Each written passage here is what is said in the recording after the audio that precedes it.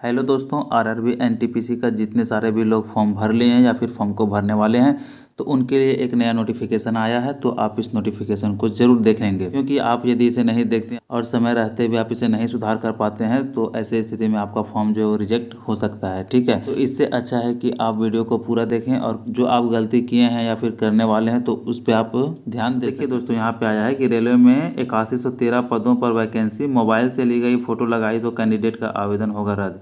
यानी कि आप फॉर्म को फिलअप किए हैं या फिर जो करने वाले हैं वो चाह रहे होंगे कि मोबाइल से हम अपना फ़ोटो ले लेते हैं और फिर अपना फ़ोटो को अपलोड कर देंगे। ठीक है, तो वैसी स्थिति में आपका फॉर्म जो रिजेक्ट कर दिया जाएगा।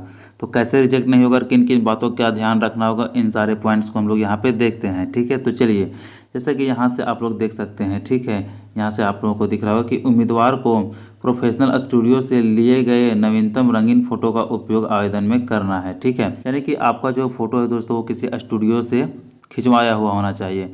डायरेक्ट मोबाइल से आप खींच करके अपलोड करेंगे तो वो दिक्कत हो जाएगा, वैसे में आपका फॉर्म रिजेक्ट हो जाएगा।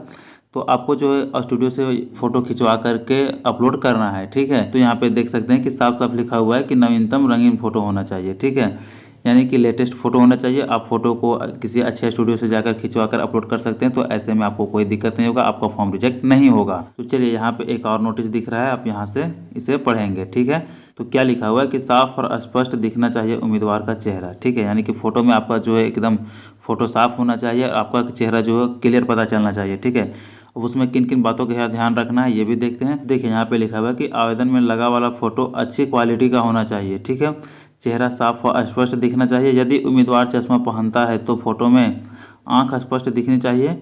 Group, full body view, side view, photocopy, photograph जैसे फ़ोटो का उपयोग करने पर फॉर्म निरस्त होगा, यानी कि रद्द कर दिया जाएगा। ठीक है, तो आवेदन में हस्ताक्षर ब्लैक व कैपिटल लेटर में नहीं करें, इससे भी फॉर्म निरस्त यानी कि रिजेक्ट हो जाएगा। तो देखिए, इसमें आपको ध्यान रखना है कि आपका जो चेहरा वो स्पष्ट दिखना चाहिए, और यदि आप चश्मा लगाते हैं तो चश्मा में आपका आंख जो है वो क्लियर दिखना चाहिए। ठीक है, दोनों आंख आपका अच्छा दिखेगा तो उसमें किसी प्रकार का कोई दिक्कत नहीं है। आपका चश्मा हो तो उसमें भी चलेगा। और फोटो में आपको किसी प्रकार को कोई ग्रुप फोटो या फिर फ़ोन से लिया हुआ सेल्फी वगैरह ये सब फोटो नहीं चलेगा।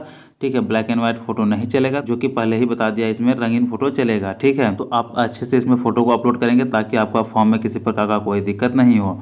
और फिर आगे आ गया है कि हस्ताक्षर केवल लेकर के। ठीक है, यानी कि आवेदन में हस्ताक्षर ब्लैक व कैपिटल लेटर में नहीं करें, इससे भी फॉर्म निरस्त होगा। यानी कि आपका नाम का जो भी लेटर है उसे आपको सब बड़ा बड़ा अक्षर में नहीं लिखना है। ठीक है, आप वैसे लिखेंगे तो आपका फॉर्म रिजेक्ट हो जाएगा। यहाँ पे ये साफ साफ मेंशन कर दिया है। तो अभी आपके पास समय है, आप इस चीज़ में सुधार कर लेंगे। तो साइन कैसे करना है, जैसे कि मान लेते हैं किसी का नाम XYZ है। ठीक है, तो आप अपने नाम में XYZ ऐसे सारा कैपिटल नहीं करेंगे। ठीक है, आप उसे XYZ ऐसे कर सकते हैं, XYZ ऐसे कर सकते हैं। ठीक है, ये सही हो जाएगा।